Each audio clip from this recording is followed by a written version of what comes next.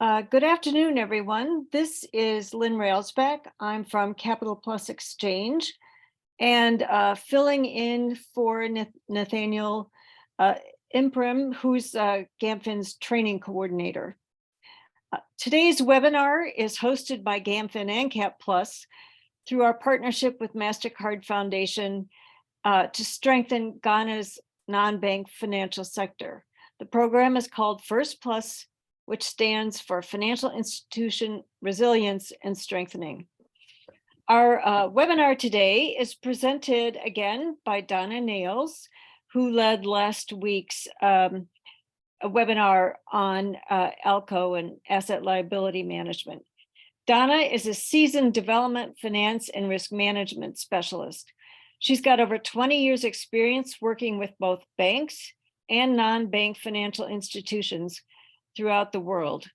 And her assignments have included assisting banks or non-banks during critical or crisis situations. And her role is specifically to develop useful practices and policies and tools to assess, measure, and monitor risk. So with that brief introduction, Donna will turn the floor over to you. Thank you. Thank you, Lynn. So yes, as Lynn said, we are continuing our webinar series on risk management. And today we're going to talk about liquidity risk. Last week, we talked about ALCO and liquidity risk management. The management of liquidity is normally completed under ALCO, or at least reviewed under ALCO. And we'll discuss what ALCO should be looking at. And again, these are prudent practices. We're going to give you some tools at the end and you'll get this presentation. But again, you need to figure out what works for your institution. So whatever policies and reports I give you, again, I would tailor them to your institution. So let's begin. So I'm going to tell you a scary story. And it starts out with a bank called Silicon Valley Bank, a US bank based in California. As of year-end 2022, SVB, Silicon Valley Bank, was the 16th largest bank by asset size in the US. That's $211 billion. Yes. $1 billion, okay?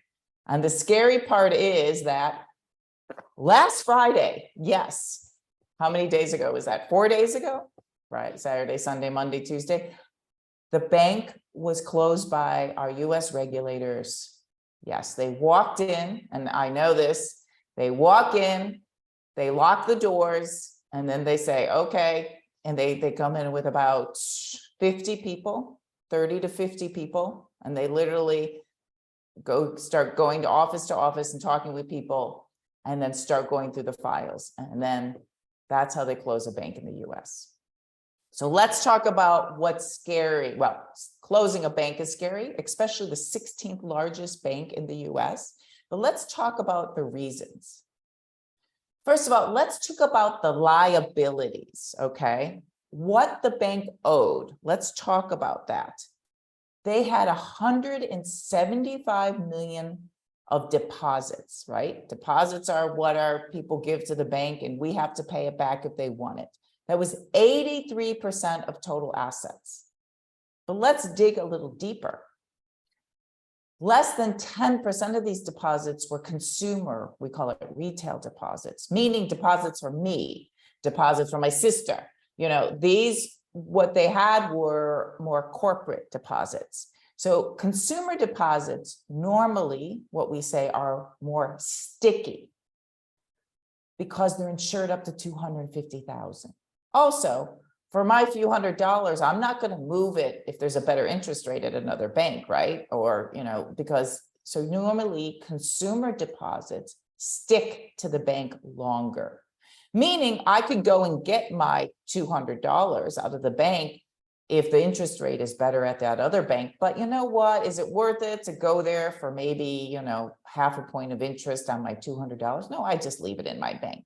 So that's why consumer deposits are so important to a bank. because they're stickier, as we say. So SVP had, as we see here, on the vertical axis is the estimated retail deposit share of total deposits for banks. And if we look down here in this red, right down here, SVP had less than 10% of consumer deposits. So, and they were, in this chart, they show they're higher risk. Now let's compare that to, I don't know, if you look, most of the banks on the top, you know, also are having a higher, a lower risk deposit bank. Citibank down here, though, is also high risk. That's what they show. So let's continue with my scary story.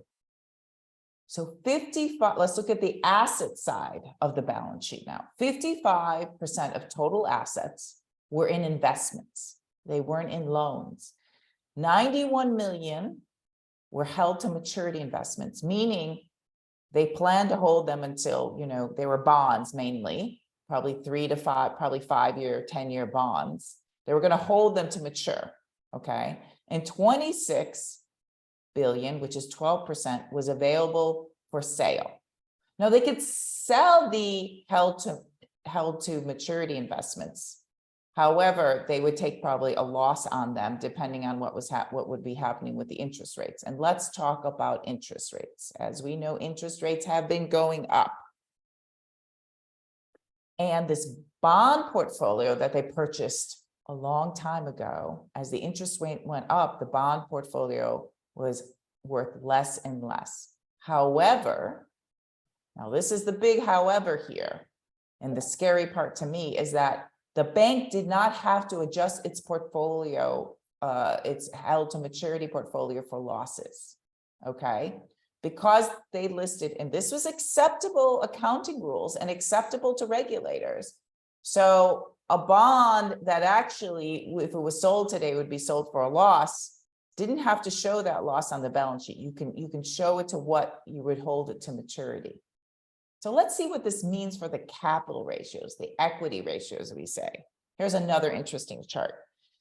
This chart shows capital ratios, the blue going up, and then in the gold is adjusted for unrealized losses. So what we say about what unrealized losses are for maybe those people that are in accounting or finance, these what the held for maturity portfolio would be valued at. If we said, okay, we're going to sell it today, what would it be valued? Well, how much money we'd get? Okay, so let's look at this. You see this, the capital ratio looks good, right? And look, it's 12%. It's right between Citibank and Bank of America. It's an acceptable, you know, okay, acceptable capital ratio for the US banks. However, if we take what those potential losses are, if we were to sell our held to maturity portfolio, our capital ratio would be less than 1. Okay. Now you notice, and let's take you will notice that all the banks show a lower capital ratio when they include their unrealized losses. However, no one is below a 4. And probably most of them, I bet, are at minimum of 5. And the big banks, if you see JP Morgan, the first one, Citibank, the C, they're both still above 10%. Bank of America is about 6%. So they're still, you know, low. 4% is pretty low for a US bank, but it's not a 1. Okay. So as I said, as interest rates decreased, the investment portfolio, the bank's investment decreased in value when you're including the unrealized losses. Now that could be okay. That could be fine if the bank doesn't need to sell the investments, right? However, they needed to sell. In March 2023, VCB, this was actually last week, they wanted to raise 2.25 billion of capital while it sold securities for sale for 21 billion and took a 1.5 $8 billion loss. This happened last Tuesday, Wednesday, last week.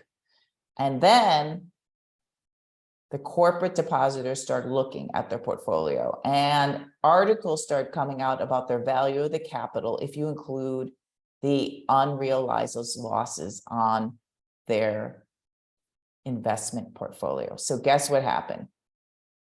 On last Thursday, depositors tried to take out 42 billion of deposits, 20% of the assets that they tried to take on March 9th. We call that a run on the bank. That is when the people are lining up to get their cash. Now, this bank was hyper online, we say, because most of these were tech companies. So they were just trying to quickly withdraw it and move it to other banks. But that's 20% of total assets. Think about that. So when this happened, liquidity crisis, regulators came in on Friday morning and took the bank over. What are our lessons learned? Believe me, I have been reading article upon article and trying to understand what was happening. You got to know and understand your depositors' behaviors. It's important to know the sticky deposits. Who's going to stay? Who's going to stay? The smaller deposits are going to stay. And you can figure that out and think about your behavior. So when you're doing your gap analysis, looking at the maturities of your liabilities and your assets, you have to think about your depositors' behaviors. And we'll talk about this later. I have an example. And I mentioned this last time, when you stress test interest rate risk, you've got to also looking at including unrealized investment losses. It's just a smart thing to do.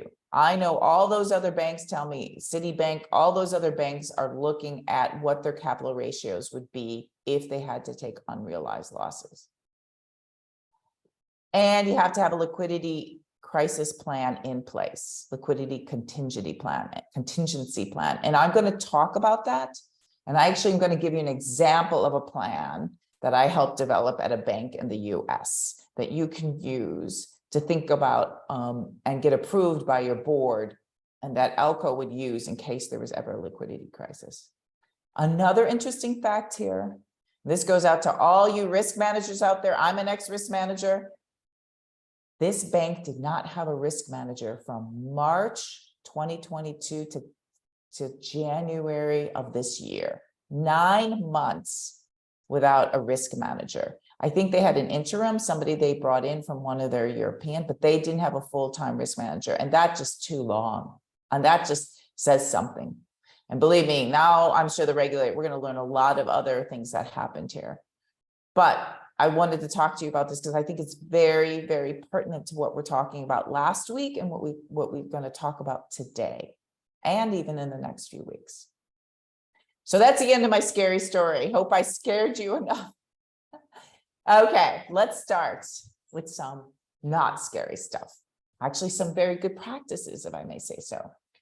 So again, I had referred to this last week. I was looking at the risk management guidelines and other regulatory guidelines in Ghana and from the Bank of Ghana. And this specifically, one that was done, the risk management guidelines for the rural and community banks in May 2021, I thought it had some really good practices in it, some very, very good practices regarding liquidity management. So I want to go over this.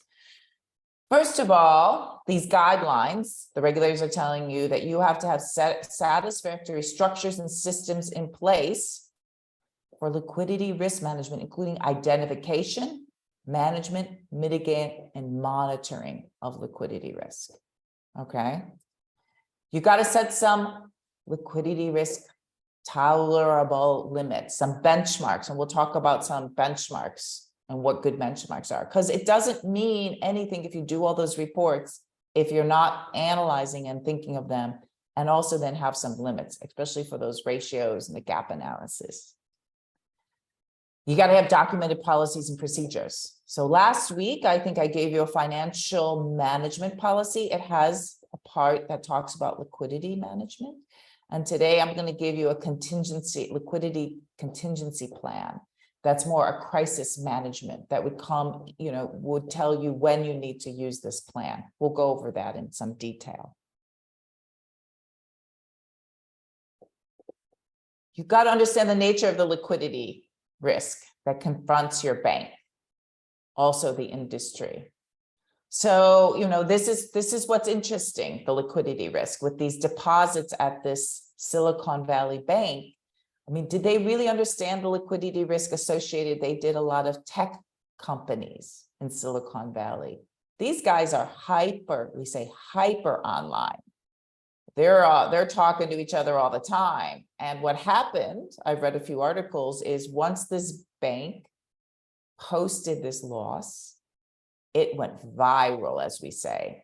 I mean, everybody was just emailing each other on Reddit, all those media. I'm old, so I don't know all of them, but all those media platforms, and boom, people started taking out their money, emailing each other or whatever, Instagramming each other. And so this is how the nature of their, and also the liquidity risk of understanding their deposit base. You got to make sure that the staff that's monitoring liquidity is competent to perform the assigned tasks. In the US, I know when I was in the risk management department, the regulators would actually review my resume along with the directors of the risk management department's resume to make sure we're competent to be able to look at the risk. I can't tell you around the world, sometimes I have gone to places, been in some financial institutions where I just didn't really think the risk manager was competent, but I hope your risk managers are. And then you have to have a functioning and effective management information system. Your reports are only as good as the data that's coming out, right? That's kind of good. That's for everything. So let's dig into liquidity management. Now that we've seen your regulators have some prudent measures in place. So let's talk about what is liquidity management. It's your organization's ability to meet its maturing obligations and fund future growth. So be able to pay your bills or pay your depositors, whoever comes to the door that needs to be paid, that has to be paid. And also then to think about if I want to grow my entity. So what are the objectives of liquidity? Again, I said, honor all cash outflow commitments. Now, this is also an interesting one. Minimize the cost of foregone earnings on idle liquidity. So you don't want to have a bank that has cash sitting there that, that 90% of its assets are sitting in low interest cash deposits, right? You need to put your liquidity in something that's earning money. And that's also what liquidity management is managing the interest rates, margins.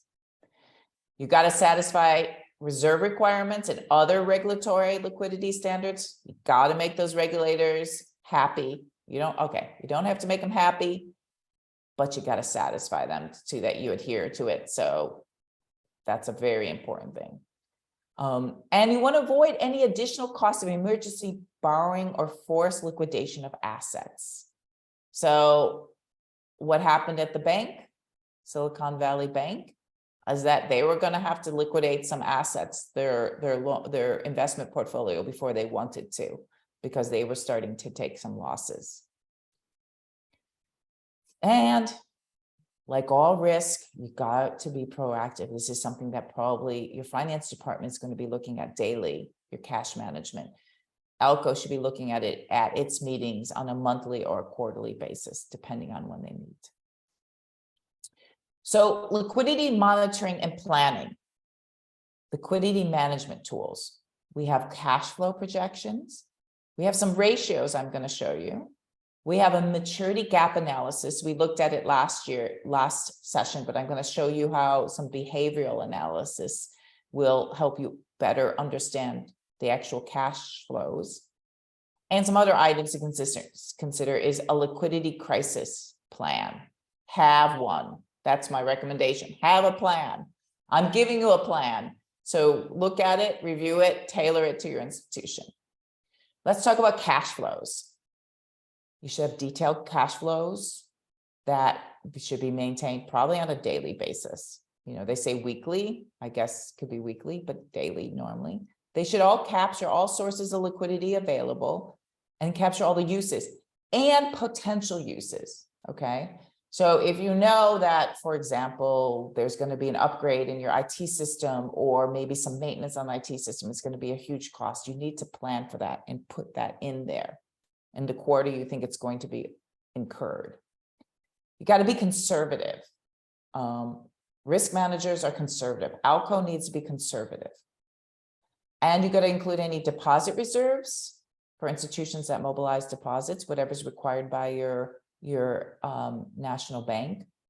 You should also tie your cash flows into some liquidity ratios.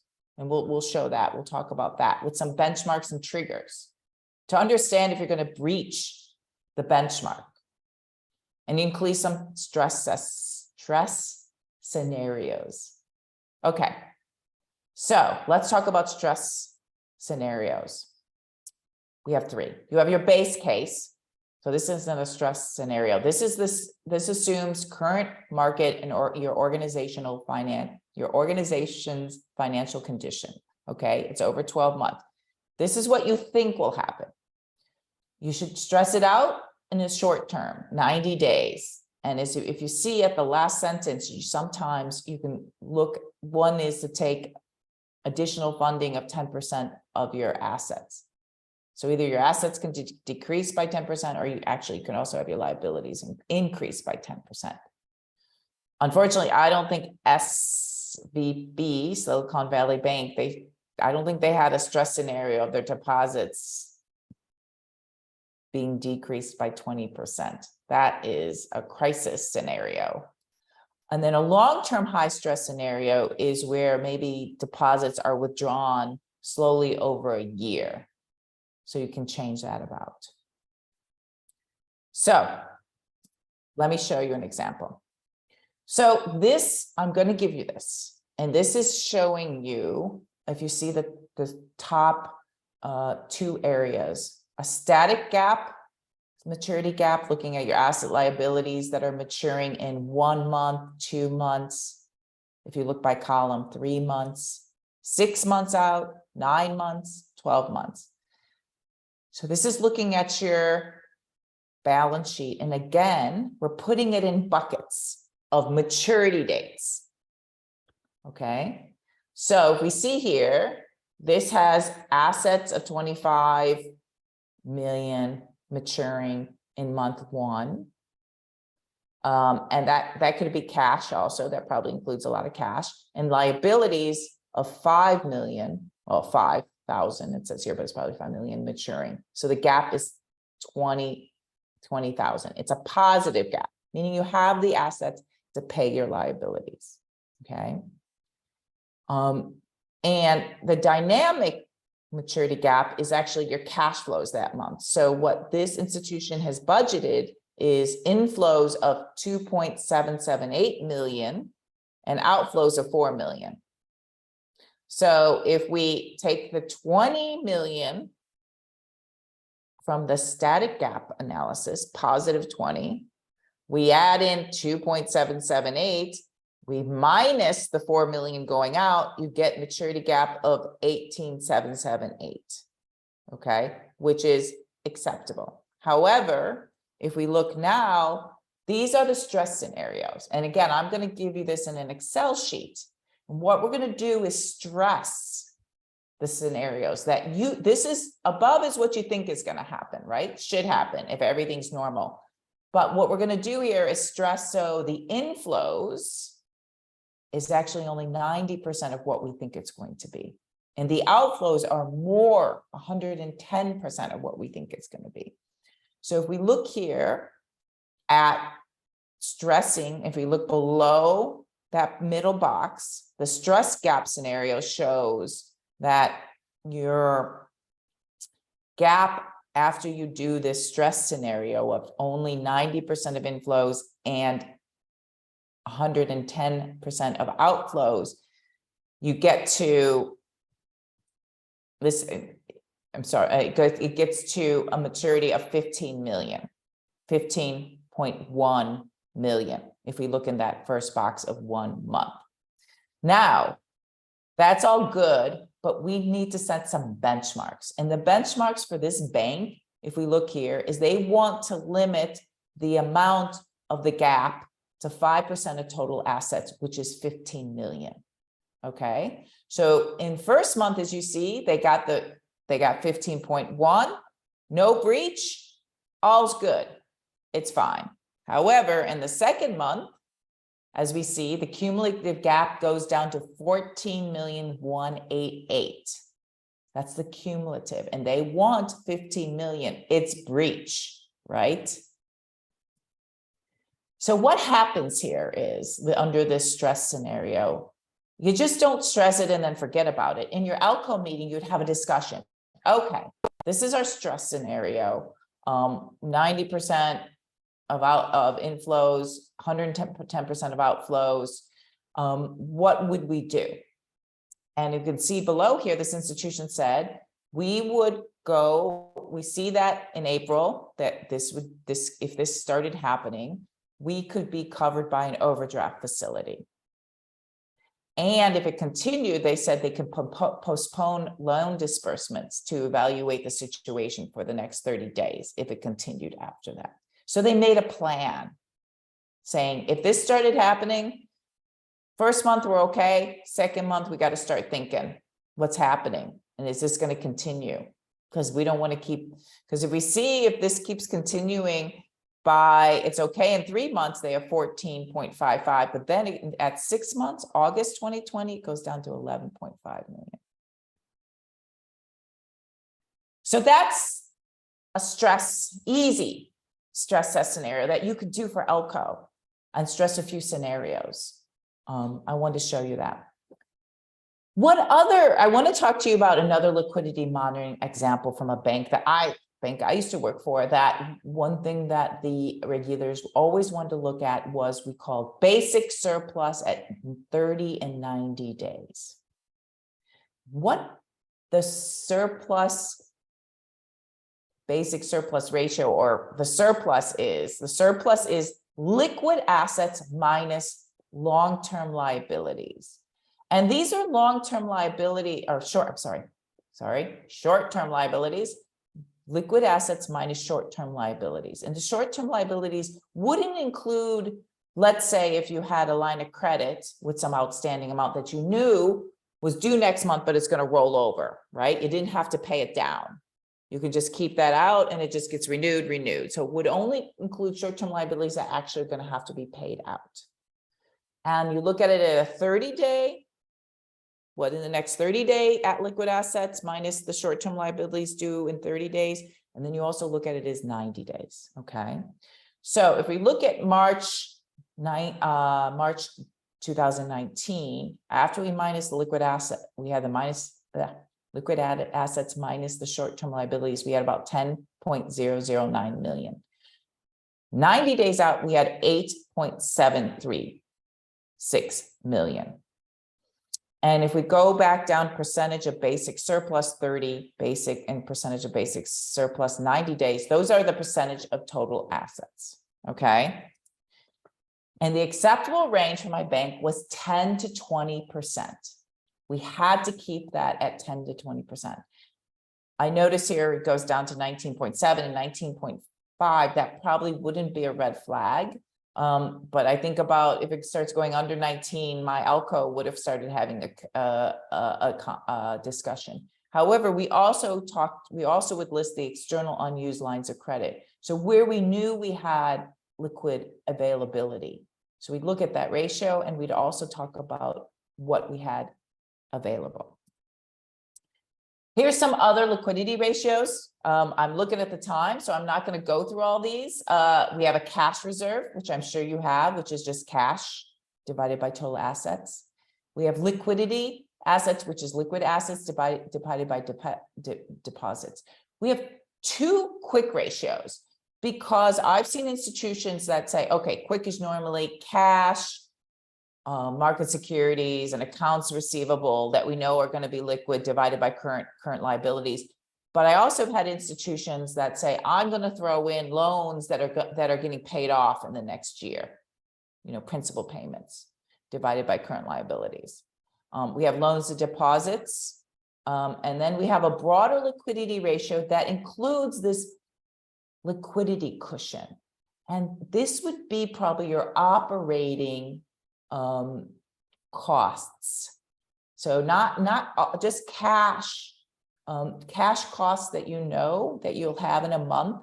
And then you just got to decide if you want to build this buffer liquidity ratio, then you just need to decide how many months of extra liquidity do I want? And let's see, then I need to make sure I have the current assets and availability under some credit lines to cover that my current liabilities and then this buffer. Okay, so let's talk about maturity risk gap analysis. We talked about this last week when we talked about interest rate risk, but this is just looking at the difference between assets that mature versus liabilities mature during a specific time period. And I'm going to show you an example. We got to think of, the impact of refunding risk debt that's not going to be renewed, right? A run on deposits or other core funds like we had at my Silicon Valley Bank. And unutilized funds, meaning there's just a lot of cash sitting there that's not earning any type of interest. We're going to do some scenario analysis, and we're going to talk about behavioral asset and liability movements. And then we got to think about policy implications. Again, these reports are only as good if you set limits and you discuss what's happening. Unfortunately, I worked with an ELCO recently. Well, I set up an ELCO at an institution. I found out they had some of these reports they had to give to their national bank, but they weren't discussing them and looking at them. And you also have to think about your off-balance sheet tools, like your lines of credit that you might have at a bank. Okay, so let's look at a gap analysis of a bank here. And we can see again, these are maturing assets and liabilities in a certain bucket. This is 1 to 7 days. If we see the second column, 8 to 30 days, 1 to 3 months, and so forth. Okay. So let's see what we're seeing here. Oh, and this bank sent, they want a 20% cumulative gap. Okay. I think probably 10 to 20 positive gap. Right? That's what their benchmark is. But what do we have here? 1 to 7 days, they're showing a minus 28% gap. Okay. And then 8 to 30 days, we're showing a minus 72 gap. Why? Let's look at this. The main reasons is these savings and retail deposits. These are deposits that the person or the entity can request at any time, right? There were some term deposits in there. Okay, sorry. Savings deposits are what anyone can request at any time. If we see the term deposits, these are probably with a maturity date. So if we see 24 million matures in 1 to 7 days, 35 million, 8 to 30 days, 15 million, 1 to 3 days. So if I was on an ELCO committee, I got this report, I'd be like, whoa, what's happening? We need to talk. Oh my gosh, how are we going to pay all these retail term deposits? Or let's talk the behavior of these retail term deposits and the savings deposits. Okay. We need to figure out what's your sticky or core deposits. Okay. These are deposits that are expected to remain with a savings institution for the relatively long time. They're considered stable. Okay. As we say, look at that. The money's in the bank, right? It's sitting there. It stays. Mostly, the studies on these sticky deposits have shown that it's mostly individuals that are attracted by convenience and the service offered by the institution. Meaning, maybe the bank is in your, for me in Chicago, because I'm from Chicago, the bank was around the corner from me. So I put some money there and I just kept it there. It was just easy and convenient if I needed anything. So how do we calculate sticky or core deposits? Well, I'm going to first confuse you because I'm going to talk about a big institution. think this is how Citibank looks at their sticky deposits. I'm not saying you have to do this.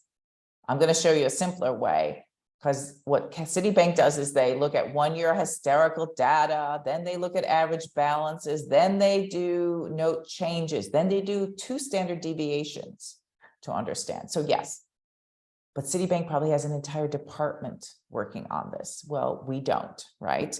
So what you can do for smaller institutions is look at core deposits. You plot over time the value of deposits and you draw a line through low points. Sometimes you can match it up with some economic data. I've seen that also in the institution. Maybe you can even look at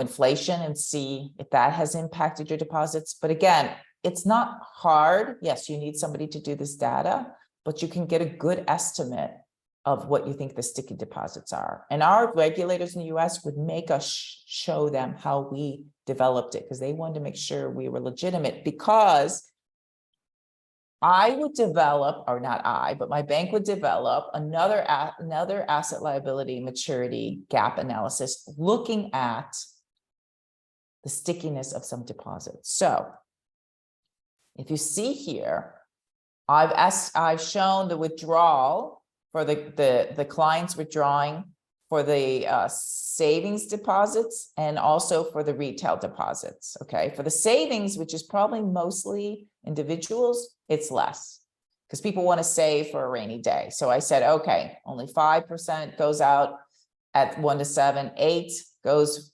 at 5, 10 goes at 1 to 3 months. You know, I was conservative. And then the retail deposits, I said, are less sticky, as we know, because we know that from the Silicon Valley Bank example. So I put those 20%. But again, I did this just as an example. But what I want to show you is if we thought of that and we understand the stickiness and we can push out those withdrawals, like say, okay, only 5% of our savings get withdrawn in a month or 2 months, over a year, something like that, 10%. You can then push those deposits out. And as you see, then our maturity gap becomes acceptable. It's above what we need it to be, or within 10 to 20%. It's acceptable. I've also seen like microfinance institutions can do it with their loans. They actually can estimate how many clients are going to refinance and take out loans and then put that debt back out, right? So we have clients who are have had 8 loans and they're going to, they're going to get another 9th. So you can put that out and put that on the asset side out also. So this is the behavioral analysis. And this is what Silicon Valley Bank didn't really do well. Okay. Last but not least, let's talk about contingency plans. And I'm going to talk to you about this, and I'm going to give you an example. I would love to see Silicon Valley Bank's contingency plans. I really wonder what kind of discussions they were having last week. But the plan needs to identify stress events. One is this run on deposits. And then you're chasing the cash. You also got to put some early warning indicators in there. Let's say monthly core deposits withdrawals exceed 7% of deposits for a period of 3 consecutive months. If you see 7% every month coming out of your deposits, you're like, wait, that seems unusual if normally it's only 2%. Or maybe you see a 3-month aggregate decrease over 20%. A 1-day decrease of 20% with Silicon Valley National Bank, that's not even an early warning. That's just crisis. Boom, you're there, you got to do something. And then you define the stress levels, medium, low, high, and based on those stress levels, you decide what you're going to do. If it's a low stress situation, a lot of times, if you have enough liquidity in the next 30, 90 days, usually it just says maybe you'll be watching it and make a decision if the situation doesn't seem to stabilize the next month. You got to think of sources of funding. And that could be selling assets if you need to. And how quickly can you get rid of these assets? It's hard to sell a building, but you can offload some investments, maybe.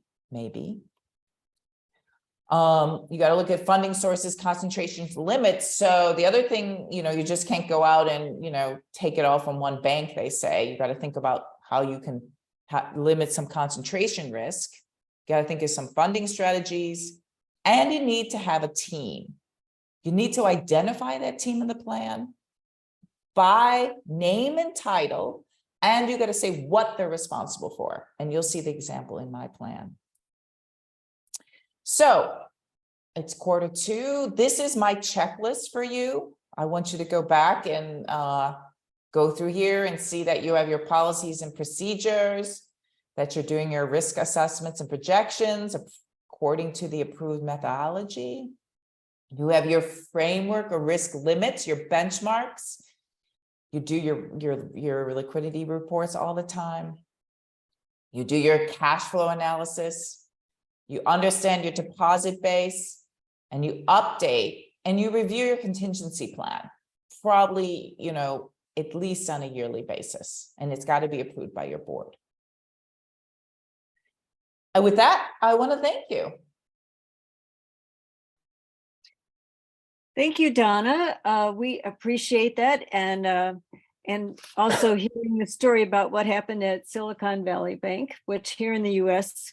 was definitely big headlines. So I'd like to invite questions from our audience.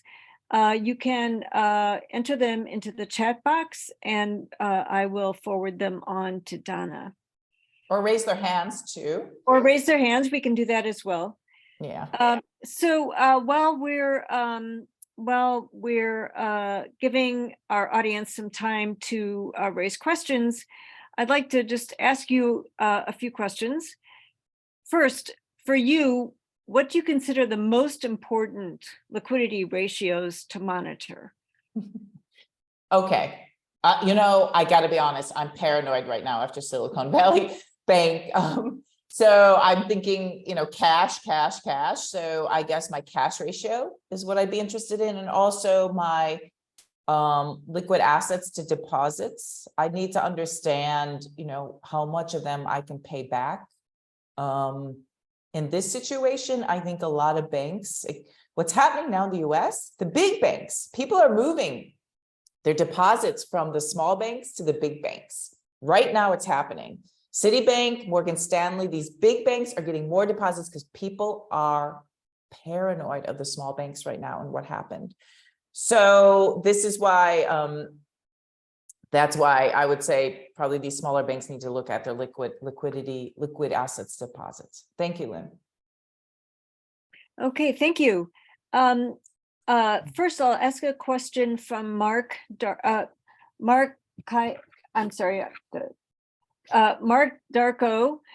Is there a general benchmark behavioral and on contractual in terms of IFRS?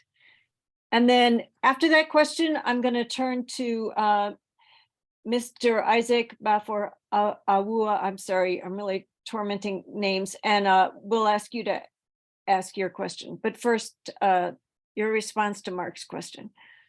Thanks, Mark. I'm not an accountant. I always thought the accountants were the smart ones in university. But I know IFRS, and not that I know of, there's no benchmarks or behaviorals for contractual in terms of IFRS.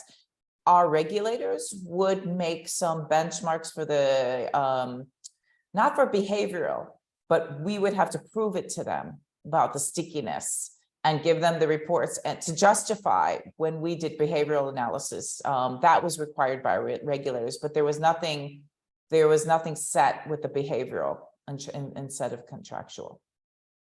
And he also added a point that he was asking about liquidity in particular. Okay. Right. Okay. Thank you, Mark. Okay, you can go ahead, Isaac.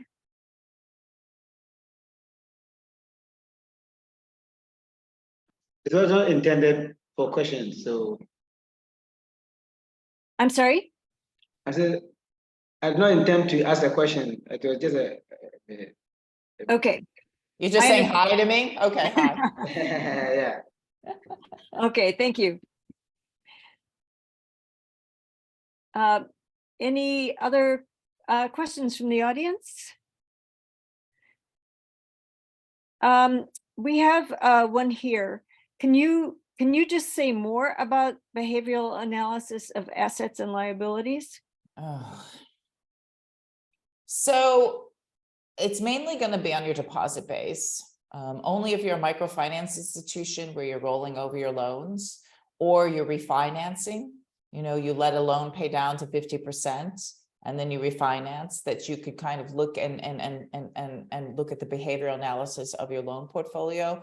But for small business, for like SME lenders or corporate lenders, normally, you know, I was a small business lender. Normally the loans pay, you know, till maturity normally, unless there's a big dip or in interest rates, and then my clients would be leaving to go to another bank. And if I couldn't match them, I knew that that's something we needed to talk about also with our finance department. Again, on the deposit base, it's usually stickiness. But this, you know, looking at how stickiness it is, but you know, it's interesting because also they really say now that we're all online and we get this information so quickly that it's different than a run on a bank 20, 30 years ago, that we get this information. And you know, one thing about Silicon Valley Bank, it would have been okay if people didn't run on the deposits. It actually probably would have survived if it just could have held on to its investments and people weren't all of a sudden requesting all their deposits. Okay. All righty, thank you. We have another question here. What can a bank do in the situation of a run by depositors due to situations such as an announcement by the regulator to clean up the banking space, as happened some time ago in Ghana? Oh, Trick question. Yeah, I mean, I think you have to go in the defensive mode, because these depositors, it's hard to convince them once they hear a rumor. I had a situation in Pakistan that happened similarly to this. There was a rumor that the founder of the bank died, and this went crazy, and we just had a run on deposits. You have to go into mode where then you understand where you can get liquidity. I've also seen institutions start limiting withdrawals. It happened in Moldova, where I had friends live. And when the war started, the war in Ukraine, the country next to it called Moldova, people started getting worried and they started running on deposits. Well, guess what? I know my friends went and they were like, you know what? We ran out of euros today. Can you come back in a week? Of course, that made me more paranoid for my friends, but my friends couldn't do anything. And I'm not saying to do that. I am not saying to do that. I just saw that's what happened with an institution. They may not have had euros because people were wanting to withdraw euros instead of the local currency. I think all you can do is have the crisis plan of, you know, and talk to your regulators. You have to be talking to your regulators if it happens and have the plan in place. Great, thank you. Here's another question. How prudent could we assess behavioral movement on the CASA for us savings and loans? And CASA is a certain type of deposit, I'm thinking. Yes, we're gonna, it's just CASA as abbreviation. I'm not sure what that is. Oh, current account, savings account. Oh, okay. I learned something new. Thank you. So wait, that question was, say that again, Lynn. How can we assess for CASA savings and for this current state? Again, I think that's you can take your data for 5 years, look at these CASA, see what amount was withdrawn every month. And then, but match it up too, if you can, to some economic data, maybe inflation, or maybe look at, because you can see if there's some, you know, bigger withdrawals, if something happens, if there's some jolts in the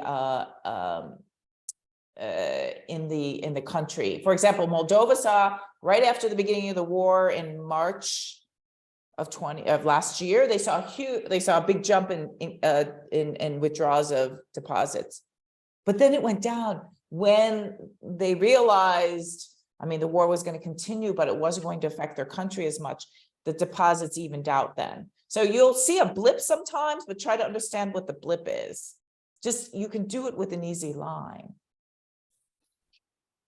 All right, thank you, Donna. Here's another question. What was the immediate cause of the collapse of Silicon Valley Bank? Was it as a result of the panic withdrawals or the investment losses incurred? Panic withdrawals, absolutely. They would have survived. They would have been fine, actually. They had enough capital. If they were, their capital ratios were fine. If they didn't have to start having to liquidate their investment portfolio to pay those depositors. So if they didn't have that run on deposits, actually, they would have been okay, to be quite honest. Yes. Great, thank you. Another question, what is the ideal benchmark for a 3-month liquidity gap? Oh, I think you're talking about the cumulative. I think cumulative gap, usually we're saying the norm I've seen, even in the US, is 10 to 20% cumulative gap. For a 3-month liquidity gap? Yeah, for 3 months. Okay. But they, you know, I've also seen down to 10. 10 can be, I said 10 to 20, so 10 can be acceptable too. Okay, thank you. Another question, assuming I've established that over the long term, only about 2% of my savings deposits get withdrawn, how high should a stress scenario be? Because statistically, a stress case is not within actual history. Right. So if you're saying 2%, I would say something like 5% consistently. Well, that would be a medium stress. High stress would say if you're going to take it to 7. That's what I would say. If you're normally getting 2. Okay. That's my recommendation. Great. Any other questions from our audience? Here's one. Who is on the contingency funding plan team? Would this be senior management? No. Well, okay. Some members of senior management, obviously the CEO, obviously the CFO, and then usually 2 other people, maybe an operations person, maybe your head of lending, maybe your chief risk officer. It would be very small because it's not going to be a lot. It's going to be short discussions, move, we got to do this. And usually it will say, CEO calls the regulators, or your CFO will call the regulators. And then who's going to call your funders if you have some debt? Who's going to call your banks that you work with? And then someone's got to think about who's going to put the message out to the public. So it's you'll see in this plan, it's very, very small. It's only 4 people. And I agree with that. It shouldn't be an entire management team. At this point, you just got to be small and smart and quick. Great. One more question. Who should develop the cash flow stress scenarios? That's a really good question. So this should usually come, okay, in a perfect world, you have a risk department, right? Or a risk person. It could come from the risk person or it could come from the ELCO. But then it goes, usually there'll be some discussion at the board level if you have a board ELCO or a board risk committee that will agree with the scenarios. So it should be developed down low in the, either your risk person develops it, goes to ELCO, can say they agree with it, and then it can go up to your board. Either the finance committee, the risk committee, or if you have a board ELCO committee, we'll discuss it then. But usually it's the developed down low and then agreed upon or changed. Okay. Another question. Would you say the liquidity ratio is as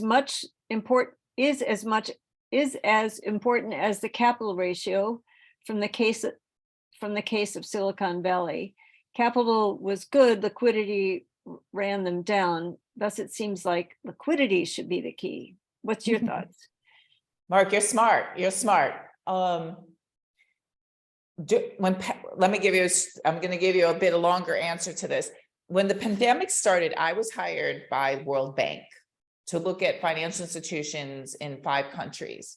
And we were doing stress case scenarios for these financial institutions because we wanted to help them look at their benchmarks and where their benchmarks were going to be. And guess what? We focused on liquidity. We knew if they weren't liquid, if they couldn't pay their people, if they couldn't pay their depositors, they would be gone. At that point, with COVID, we couldn't, yes, we looked at the capital ratios because we knew if it went below a certain, the regulators can close them down. But guess what? The regulators would have to close all the banks down in some of these countries if we had a liquidity crisis because of the pandemic. If people were all going to withdraw their deposits, if if cash was disappearing because our interest income stopped, right? People couldn't pay, restaurants closed, stores closed, everything closed, people didn't work, money wasn't coming in, they couldn't pay their loans. So we couldn't pay our people. If we had that, the bank would call. So in a crisis situation, yes, in this case, liquidity killed. But I will say governance kills.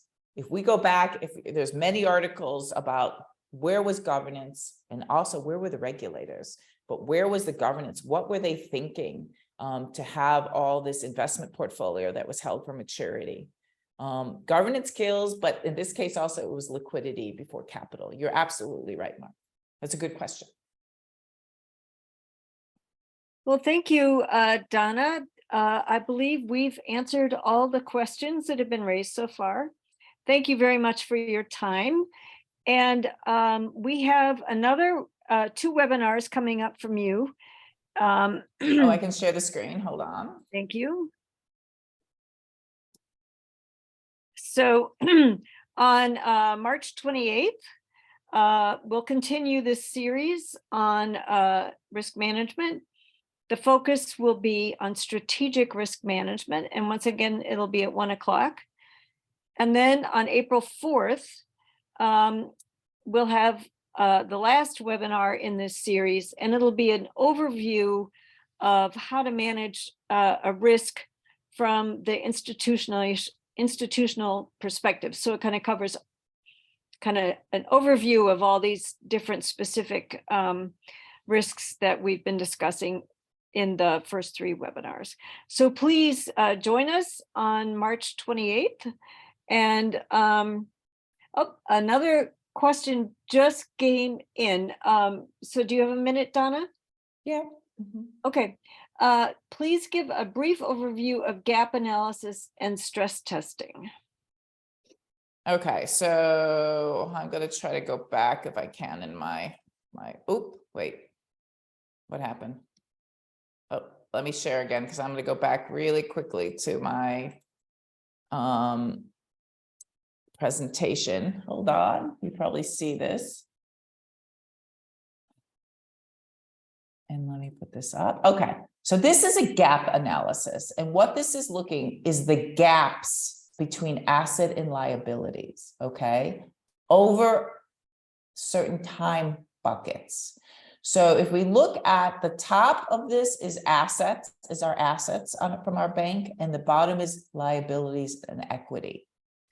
And what is saying in this first bucket, over the next 1 to 7 days, what is available to us, right? So what we got cash, we also have some loans that are maturing, the principal payments, okay, during that 1 to 7 days. And then that equals about 75. And then on the bottom is what liabilities, what we have to pay, including all the deposits, that we want to put in a bucket that we think will be due. And when we stress test it out, you can also then say, this one I put behavioral, but maybe I can say that under our stress test we did on the pandemic, we said we didn't get all the loan payments we thought we were going to get because people's businesses were closed. So we pushed out the principal payments. So what we thought was going to be due 1 to 7, 8 to 30 days, 1 to 3 months, we pushed out to 6 months because we knew the clients didn't have any cash because we were making small business loans in most of these banks. So that was kind of a stress test on that scenario. So stressing means you look at what is now, but think about the potential if people can't repay all their loans, or, you know, maybe depositors want all their money, you know, their deposits that are, they want them all this month, instead of a behavioral analysis saying only 2% is withdrawn at a time. I hope that answered your question. Well, thank you, Donna. Thanks again to everyone for attending, and we look forward to having you join us again on March 28th. So have a good day. Thank you. Bye-bye.